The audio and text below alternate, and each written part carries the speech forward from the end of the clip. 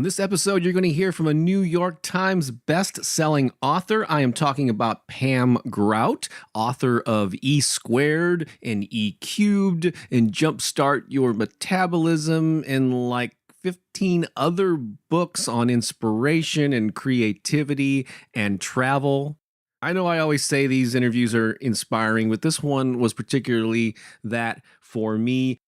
Pam talks about how she created a vocation that is ideally suited for her. She has some great philosophies on the use of your mind to create your reality and her experiences with major publishers like Simon & Schuster, National Geographic, and Hay House.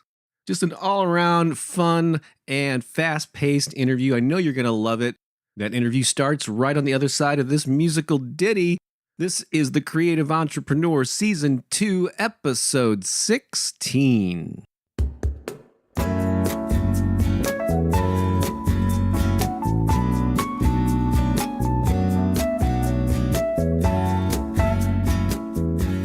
So I am so excited today to have on Skype with me live right now a prolific author and actually one of my favorite witty, funny writers, talking about Pam Grout.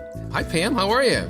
Oh, I'm great, especially after hearing that introduction. Like, wow, that's a real compliment. Thank you. That's right. I didn't tell you that. I thought I would surprise you once the recording was going here. You know, instead of like reading a bio or whatever of you, let me just start off by asking you, like when people, like if somebody meets you and they don't know who you are and they say, well, who are you and what do you do? Like, what's the short little pitch that you give to describe that or who you are and what you do? Well, it depends on my mood. Occasionally I've been known to say that I sell blow-up adult toys door to door, but usually I say I'm a writer. I mean, that's basically what I say. I think I did a blog post recently that said that I was a deployer of miracles. I mean, that was something I just recently said in a blog post. But basically, I say I'm a writer. I've been a writer forever. That's the one thing I most identify with. I mean, I love anything having to do with creativity, but yeah, writing is kind of my thing. So I'd say I'm a writer. So that's your main shtick. Yeah. And do you delve in other areas of creativity? We kind of, before I hit the record button, we talked briefly about art, but have you done that too? Or music or anything? Draw, but I have no skill. I look at your pictures back there that you've done. I'm so impressed. So no, I don't do anything like that. But I do love to take a sketchbook with me and draw a lot of times when I'm doing my travel writing because I think it makes you really look at something in a whole different way. Yeah. So, but I mean, I would never show it to anybody. What other? I've written screenplays. I've written several plays that have been produced in my little hometown of Lawrence, Kansas. So I really like anything having to do with creativity. I'm trying to think what other creative pursuits I've done. I mean, I don't know. I've written some songs, but nothing performed or anything like that. I think creativity is so important. I think we always need to be expressing. So I'm always coming up with some new thing to do. But the thing that anybody would know me for would be just my books, probably. And I write a lot of articles for a lot of different publications as well. Right, cool. So that makes you the perfect person to interview on this podcast. And so let me just tell you a quick personal story. The way I first came across you was I was in a public library here in St. Louis years ago, and I found an early copy of Jumpstart Your Metabolism, and I'm pretty sure that this was self-published, or this. Did you originally publish that either on your own or through a small company? Oh, I did self-publish it. In fact, we were talking earlier about artistic talent. In fact, that little cover of that I actually drew myself. So I guess I have put my art out there. It was a picture of a scales coming out, with a spring on it because it was called Jumpstart. So if you saw that copy, that was an antiquated copy from way back when, but yeah, that it was yellow probably. Probably, yeah. Of course, I took it back to the library, and I think I purchased the new Simon & Schuster. Yeah, that's kind of a little publishing company picked it up, Simon & Schuster. But that was my first exposure. I don't know if I was looking for health stuff or what caught my eye, but I checked it out, and I just thought your writing was so engaging and funny and witty, and I said, wow, I really liked her style. And would you say, is that a writing style that permeates a lot of what you've created over the years? Well, certainly. I mean, I like to make some of the topics I write about tend to be serious. Like, for example, breathing practices, which is what Jumpstart Your Metabolism was, which is a pretty serious, respiration, serious topic. but I do not want to make it boring in that way. I really believe that, if we're going to do something to change our life, it has to be sustainable. Mm-hmm. And if it's going to be sustainable, it has to be fun. So I always try to write in a fun and engaging manner. I mean, I kind of write like I talk. In fact, one of the greatest compliments I get is that people say, oh, I feel like I'm talking to my best friend or, my best girlfriend or whatever. So I tend to write just about like I talk. So in fact, I think I write better than I talk, because when I talk, I tend to add a lot of ums and ohs and whatnot. And with writing, at least I can delete those. Come back and edit it later. Yes, exactly. Well, I think that's cool, because I think that's an important part. I mean, it's what appeals to me about what I do. It's like we make a living, or we express ourselves in a way that's authentically us, as opposed to fitting the mold of someone else's mold. And you have done a great job of doing that, expressing yourself for what your unique way of expression through your books, through your articles, and all that. So I think that's awesome. But I'm sure you don't remember this, but like 10 years ago, I was at a Book Expo America, and I forgot what book of yours, but you were in one of the signing lines or whatever. Oh, in New York City? Yeah, I think it was in New York, yeah. Would have been my National Geographic books. That was really fun. I had my daughter with me. I don't know if you saw a young little girl sitting there with me or waiting, but yeah, that was in New York at the Jacob Javits Center, I believe. I'm pretty sure. Did we meet? Did we talk? We did. It was very brief, but and I'm sure you met a lot of people, so I don't expect you to remember that. But considering I saw your name on the list and remembered, oh, this is the gal, the real funny Jumpstart Your Metabolism, Yeah. and so I made a point to come up and say hi, and here we are 10 years later connecting again. I'm just going to read something that's on your website here. This is real brief. On the homepage, it says, I am the author of 16 books, 2 screenplays, a soap opera, a TV series, and enough magazine articles that I haven't starved in 20 years without a 9-to-5 job. And so that's a pretty prolific output. And maybe, I don't know, have those numbers increased, or the years increased since you posted that? That would have been a long time ago. In fact, I just finished a book that comes out in August, and it would have been my 18th book. So I guess I'm 2 books behind. And as far as not having a job, let's see, how old would I have been? But yeah, no, it would have been 25, because my daughter's 22 and I was already freelancing. So probably 25, 26 years I have been on my own as a freelancer. And even when I did work for the man, if you want to call it that, or when I really kind of only worked part-time. So I never have been too much into the whole, working for somebody else. I think maybe I'm unemployable, perhaps. The one job I did have, I wore flip-flops into the office, and they kind of frowned on that. So anyway, yeah, I've been on my own for quite a long time. Cool. No, I can. That's the subject of this podcast. Yeah. Absolutely. I can totally relate to that, because I've always felt a part of my drive of being self-employed was I knew I would never be happy working for someone else and, building someone else's dream. And so I can definitely relate to that. So before I get into my official list of questions, just a little a quick story about sort of your evolution. So did you start off more as a journalist with the articles, and then where did the books come in? And just give me a little kind of broad brushstroke of your journey to this point. Yeah, well, I used to write for the Kansas City Star, as I like to say, that launched the careers of Ernest Hemingway and Walt Disney. So, I started there, and I was a feature writer.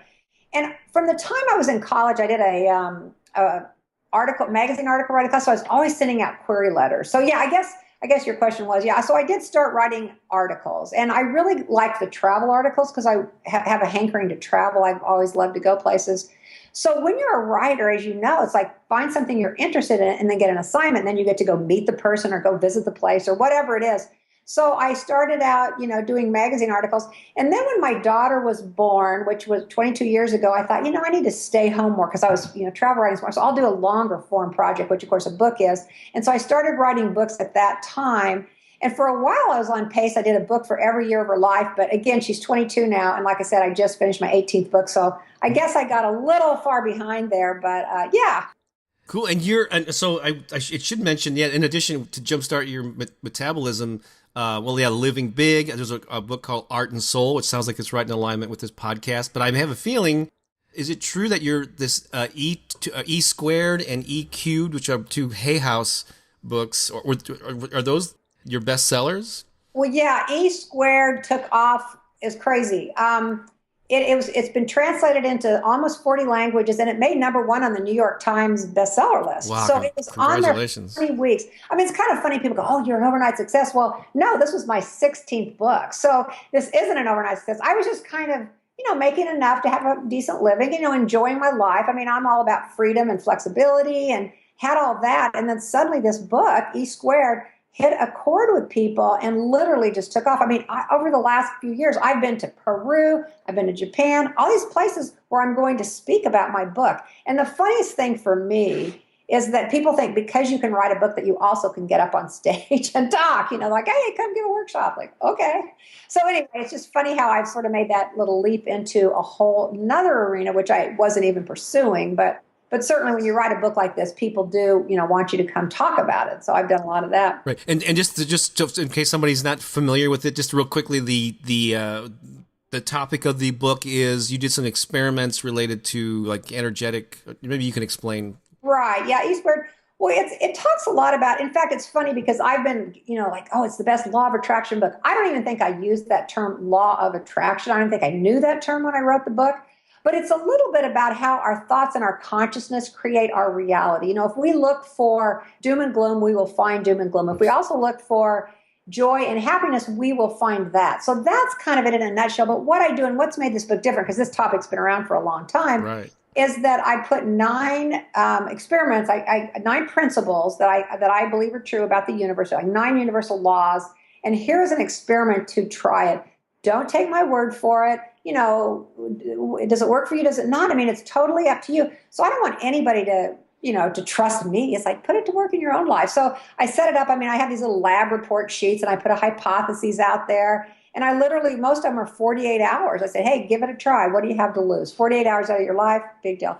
And the thing that's been so amazing about this book is every day I open my inbox and I've got these stories. They usually start with something like, you are never going to believe this. And I'm like, well, yeah, I do believe this. So I get all this feedback from readers. So it's kind of like this whole community has been formed around this book, E Squared. I mean, ministers in these New Thought churches have asked me to come speak. They've done their own 9-week series. I mean, it's just been amazing how this book has taken off and how it's captured people's imagination. So that's very cool, and how satisfying to be serving other people. I mean, it's one thing to feel the accomplishment of publishing a book, but when you do it and people resonate and it makes an impact, that's got to be deeply satisfying. It really is. Yeah. Thank you. Sure. And so, and so is it safe to say that, because I was looking over your bibliography or whatever, your list of books, and you covered a lot of wide-ranging topics. Is that fair to say? Yeah, I had an agent once that told me, Pam, you need to pick a genre or whatever and stick with it. But that's not really my personality. My books a lot of them are travel books. So that indeed, I suppose is a genre. So I would say half of them, like I did those books for National Geographic, which is when we would have met in New York. Mm-hmm. And then the other half are pretty much inspirational, self-helpy, personal development kind of books. So I guess that's kind of a genre. But yeah, there's the breathing practice. So that's one thing. There's the creativity and spirituality. That's one thing. Living big, about the power of one person to make a difference. So yeah, they kind of are all across the board for sure. Yeah. So we'll travel and self-help, I guess, is the broader category. So this is a great example about, you could sort of bucked the traditional wisdom of pick a niche and stick with this one thing. So you've shown that you can do a variety of things and still find success and support yourself doing it. Right. I just want to take a quick break from the interview to remind you that one of my most recent books is called The Empowered Artist. The subtitle is a call to action for musicians, writers, artists, and anyone who wants to make a difference with their creativity. And of all the 12 paperback books that I've published over the years, this is probably the most inspired resource that I've ever created. It's all about the mindset of artists and the work ethic and the success principles that most creative people embody to do more with their artwork. However you define success, these tips will help you get there. The book is available as an ebook and a paperback on Amazon, so you can go there and order it. However, I also want to make you aware that I have a special page for the artist empowerment movement, as I'm calling it. It's empartist.com. Just think of the first 3 letters of empowered, EMP, and then the word artist.com. You can go there and find out all about the things related to the movement, including the book and a mastermind and podcast, or this one that you're listening to, The Creative Entrepreneur. And there's a special deal from my website only. If you order the paperback from that link, I'll throw in some extra digital cool bonuses that you'll get. And you get also free shipping to anywhere in the world. Seriously. And so if you want a paperback copy, check that out, or go to Amazon and order it that way. It's gotten a lot of rave reviews from readers, and so I would love for you to be inspired by these ideas as well. So thanks for checking out this quick break, and now back to the interview. There's a short list of questions that I like to ask all of my guests. This is really about you and your journey and finding out, I just love finding out what make successful people tick. And so one of the questions that I like to ask everybody is, you could name 3 key things that were responsible for your growth of your career and what you do now. And these can be beliefs, they can be, actions that you took, key moments, insights, but if you could limit it to 3 major things that are responsible for your success as a writer and an author, what would those 3 things be, Pam? Well, I would say, first of all, is I really enjoy a lot of variety. I'm a very creative person. So it became apparent to me really quickly when I went to a job that this wasn't going to work for me. So I guess this idea that you could do a lot of different things, as a freelancer, you could, again, find something you're interested in and then get an article, get an assignment to write about that. So then you could go pursue, you could learn a little bit about that. So in some ways, I'm sort of a jack of all trades, master of none kind of person. So this particular career just fits that. So I suppose creativity would be one thing. Number 2, I'm a student of A Course in Miracles, and I don't know if you've ever heard of that, but it's a particular way of looking at the world in that our thoughts do affect how we see the world, that our consciousness, and I think that has played a big part, because if indeed our consciousness play a role in how our lives play out, then we can use our consciousness to line up a path that really works for us. And I'd say I have definitely used that. So I think being a student of A Course in Miracles would maybe be number 2.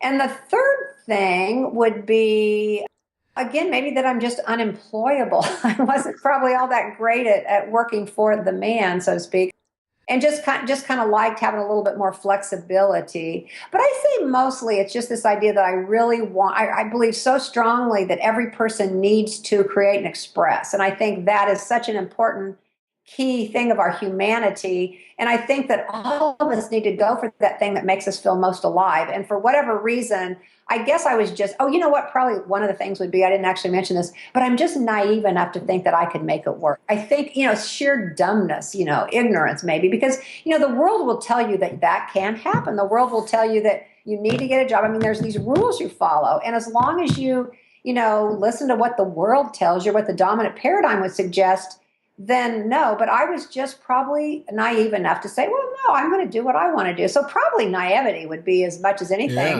a big factor in my career path. I think that's awesome. And I've written and talked about that before too, because I think a lot of people, when they pursue a career, I sell, a lot of my books are on the topic of music marketing, and so there are a lot of aspiring musicians, and I've been at that for 20 plus years, my primary niche.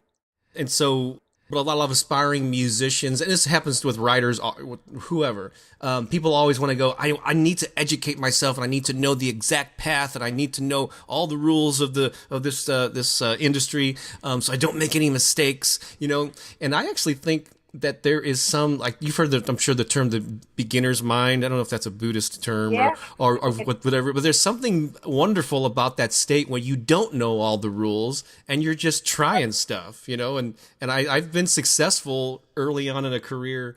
I remember one time I was, because I do artwork, and there was one time years ago I made these journals that I kind of hand painted the covers, and I just made about a dozen of them, and I was just thinking, where's the nearest gift shop? And I walked into this gift shop, and I said, is the owner, the manager in? I said, I made these things, and they said, those are pretty cool. And she ended up buying them wholesale right then. I walked out with a check, and I told some friends that had been in the craft business for a while. And they go, you can't just do that. It takes they never buy. You can't just walk into a store. And I didn't know any better, so I just tried it.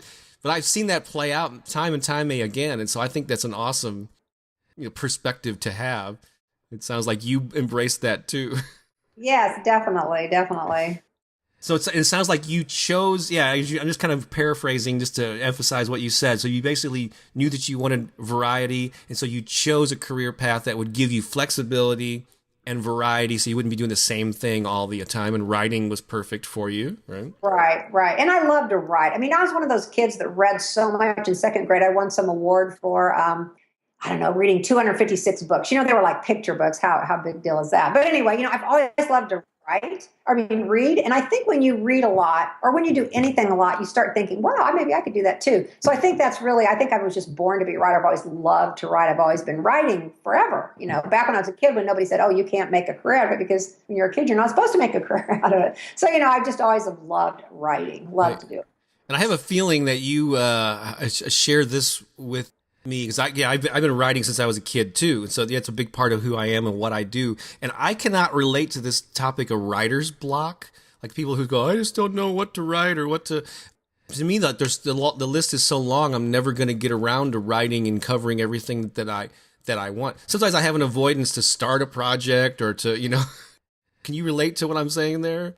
Totally. And I'm like you. I mean, I sometimes will procrastinate a project for whatever reason. But when I get down to writing, I mean, not that everything that pours out is good. I mean, sometimes I write really bad things, but I'm perfectly okay with writing bad things. I mean, that's all right. Right. Because, it's just like when you turn on a faucet, it's going to, if it hasn't been used for a while, it's going to come out with brown liquid. So, I just know that, okay, this may not be the greatest thing I've ever written, but it's okay, so I just give my permission, as Anne Lamott says, write shitty first draft. So I'm a big proponent of that, So no, I don't really relate too much with writer's block either. It's just like, okay, I'm going to put something down, and hopefully one of these days, if I'm working on a longer project, hopefully it'll start flowing, start going well. But for now, I'm just gonna write whatever happens to come out. Cool, cool. And I'm glad that it makes total sense that you're writing books like E squared and all that. It's related to the law of attraction. Mm-hmm.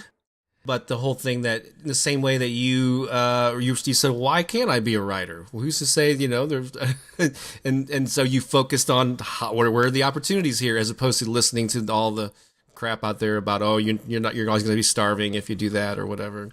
To me, like it's like the law of attraction. Sometimes people miss this, but I think your thoughts definitely can affect your actions. But I think also your actions can affect your thoughts.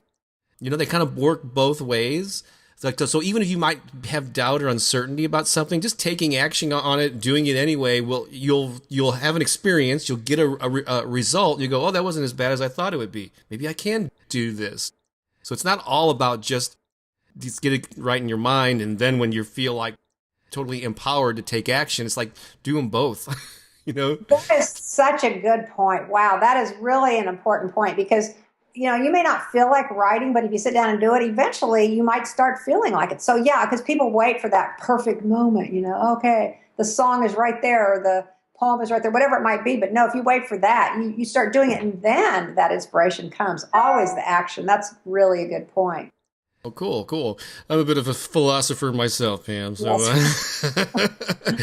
and it also goes with not only the creative process, but also sharing your work. Just getting out there and like whatever, a musician booking a gig or going to an open mic night, or just posting your writing to a blog. People are so afraid of So positive thoughts and positive actions combined.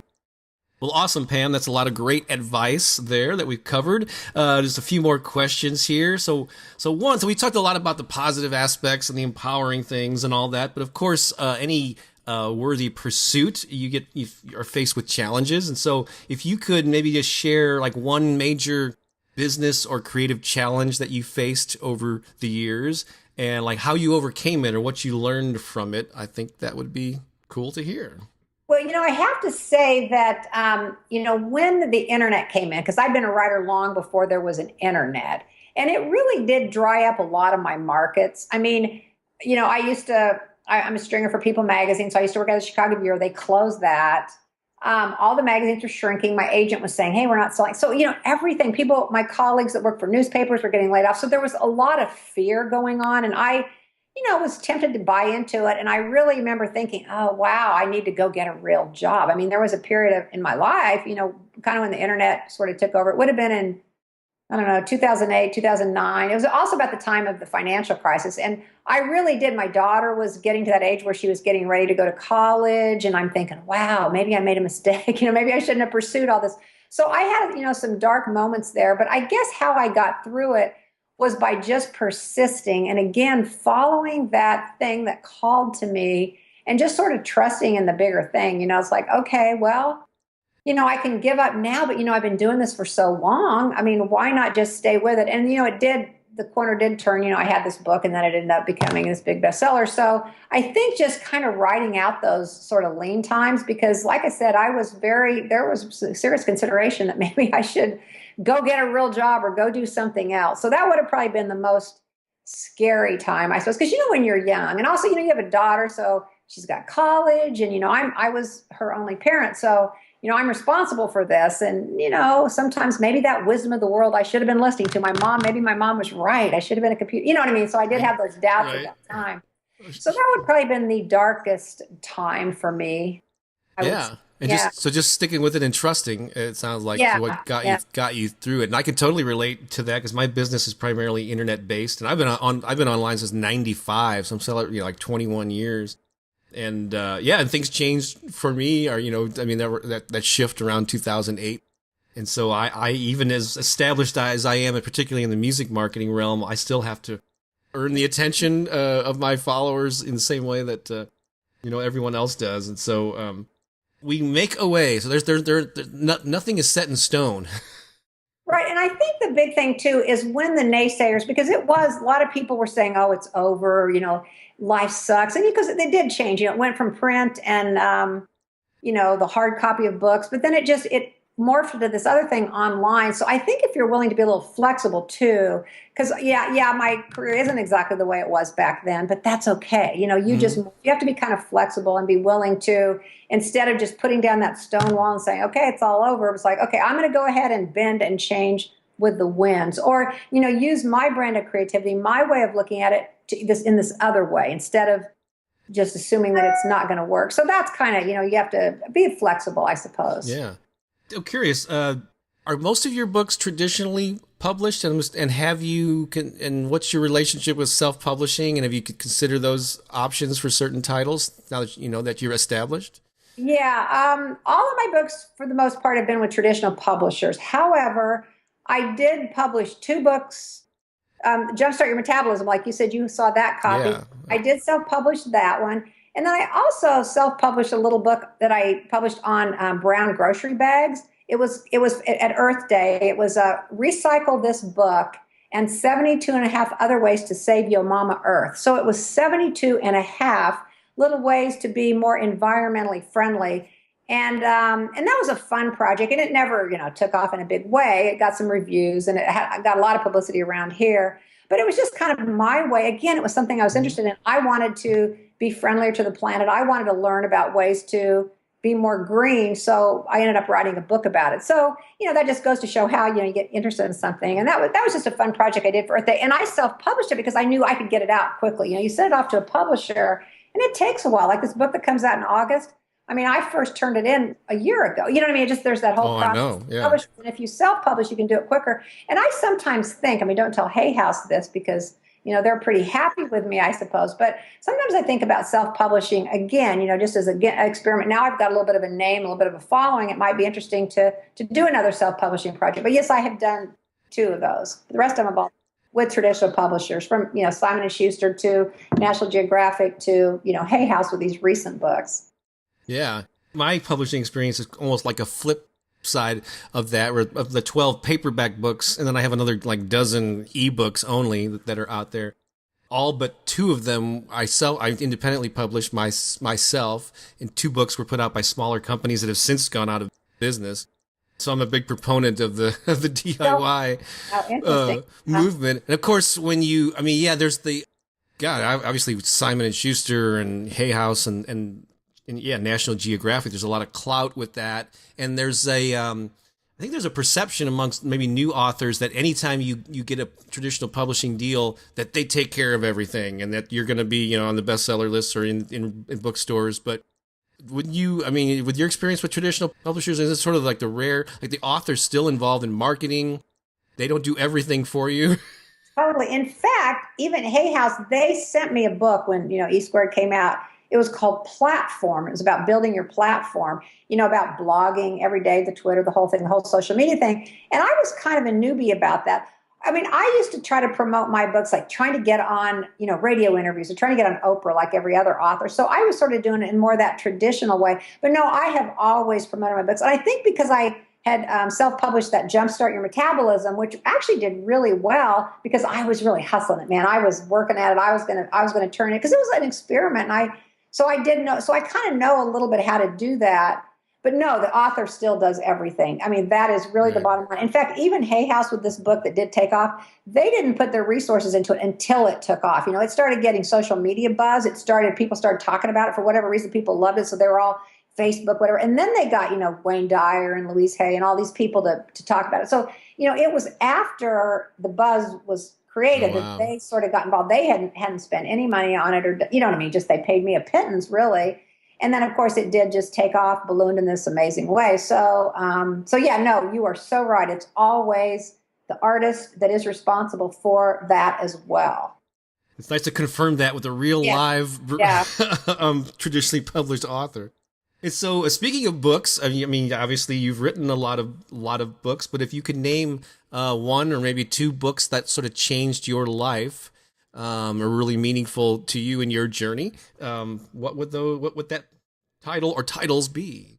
So books that I've read or books that I've written? That you've read. Yeah, you were. It's funny you said that, or funny I asked that because I'm sort of thinking I've got this new book coming out, or that I'm getting ready to start on. I'm thinking, the only book that will really change your life is the one you write. I'm thinking about that as a title, except that that's kind of long. But that's one of the considerations for the title of the new book, which again is about creativity. But books that have changed my life. Well, again, Course in Miracles. That's something I still study to this day. So I would say that has deeply changed my life. Other books that have changed my life. I mean, I love to read, like I said, so I've read so many. I loved Eckhart Tolle's book, The Power of Now. I don't know that I've ever, would have included that in books that changed my life, but that just popped into my mind right now.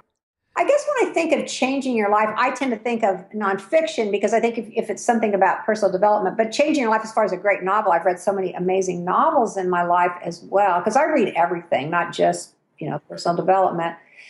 But yeah, those are the two that I guess popped into my head. Did you want another one? I could probably give it some thought. That's sure. All right. Have you ever written fiction, or are you strictly written nonfiction for the most part? I have. I've written. I wrote a romance novel once when I was young, and they were selling lots of romance novels. I never did sell it.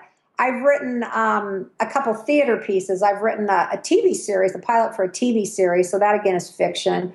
So I wrote a murder mystery one time as well. So yeah, I've done a little bit of fiction. I have not sold any fiction. In fact, now that I've got this name and this book took off, I'm thinking, man, I should get out some of those fiction pieces and maybe get them out there again. Particularly this TV series, I'm very interested in pursuing that. Again, I've created the Bible for that, the characters and all that, and then I've written the pilot.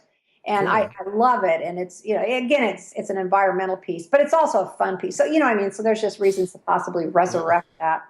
Might be time to brush off the old romance novels too, because those are huge in ebook format in particular. There's only so many hours in a day, Pam, Exactly. So let me, a couple more things, and we're into the stretch here, but I always like to ask this question. It's like, what truly motivates you to do what you do? Another way of putting it is, what's your big why? Is there an underlying motivational factor that drives you? Well, it means a lot to me that so many people do after, E Squared tell me how much the book has meant to them. So I do like this idea. I've always said, that one of my goals in life is to change the dominant paradigm. this idea that we have to struggle so hard and that, that life's not working for us. So I like the idea of helping people, but I was writing, when I was doing the travel things, that sort of helps people too. It gives them an idea of where they can travel to next. But I think my number one motivation really is this idea that we are all pieces of the bigger thing. We are all part of the evolution of the planet, and it is our task. We've been tasked with growing the world, or growing consciousness. So I feel like, as much as anything, I'm doing this because this is my piece. This is my my little world and I want to contribute to the bigger whole. So I'm writing, whatever I might write, whether it's a poem, whatever it is, I'm contributing to the expansion of the cosmos. That sounds pretty esoteric, No, but I get it. that's the first thing that popped into my mind. But mostly because I just love it. I just think it's fun. You're making a contribution to the evolution of the planet. Yeah, that does sound rather weighty, Yes, but arrogant, I suppose.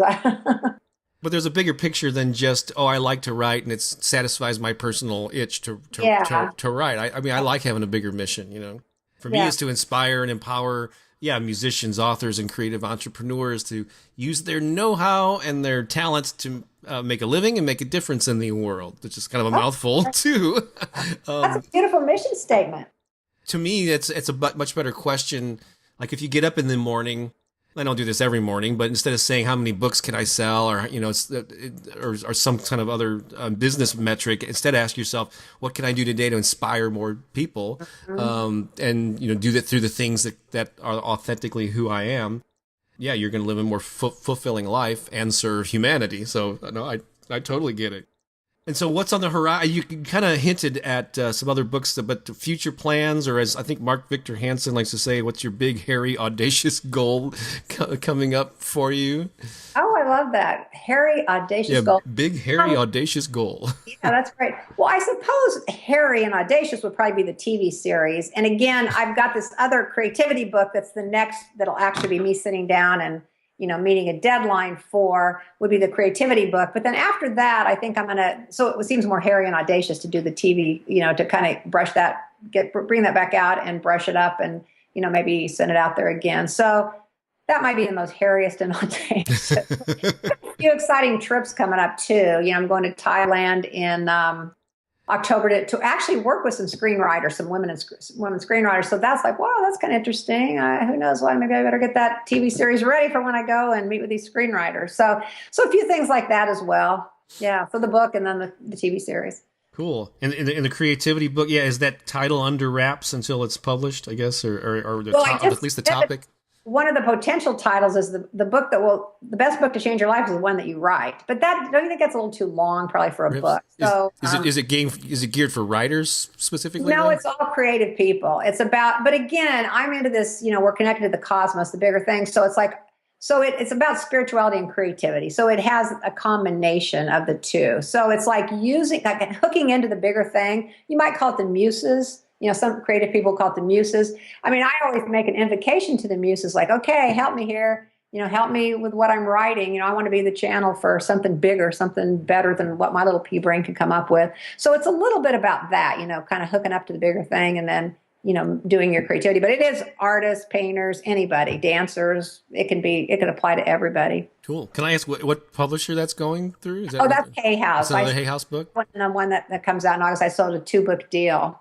So, yeah. So it was E squared, and then there was E cubed. Are there any books in the E series still? Yeah, no, just the 2. In fact, that was their idea to do the second one. But that's what happens when you have one that's a big hit. Let's do another one just like it. But it's not just like it. It's a little bit different. But then I have one that's coming out in August, and the title is Thank and Grow Rich. It's a book about gratitude. Oh, cool. And it's a 30-day experiment in shameless gratitude and unabashed joy. And the idea being that when you're on the frequency of following your bliss, to use Joseph Campbell's term, your life just works better. That there really is by doing what you love, by pursuing your, deepest passion or, moving towards that which makes you come alive, then life works better. So anyway, that's what Thank and Grow Rich is about. It's about gratitude and being on that joy frequency. And that's the one that comes out in August. It's also by Hay House. And that one's, gonna be out here soon. Cool. So that'll be your third one, and then the book you're working on is the 4th Hay House book, right? Wow. Third book, and then the creativity one will be the 4th book. Yeah, that is awesome. Wow, you get a lot of things in the pipeline. That sounds you're a busy woman. Yeah. And then finally, just where can people find you online? Is it just your name.com? Yeah, pamgrout.com. My Facebook page is Pam Grout. My Twitter's Pam Grout. I just put in my name and you'll find probably more than you'd ever want to know about me. In case it's not obvious, it's PamGrout. Yes, Pam Grout. Well, this has been a real thrill for me to finally connect with you and talk a little shop and share your wisdom with my audience. So Thanks a lot for taking the time. I appreciate it, Pam. Yeah, and Bob, next time we meet in 10 years or whatever after New York, now I will definitely remember you next time because our conversation was a little bit longer and you're very inspiring. So thank you for letting me see your pictures and anyway, getting a chance to talk to you. Awesome. Well, I appreciate that. And thanks for listening, folks. And I'll be back with another interview, another episode of The Creative Entrepreneur real soon. So long for now.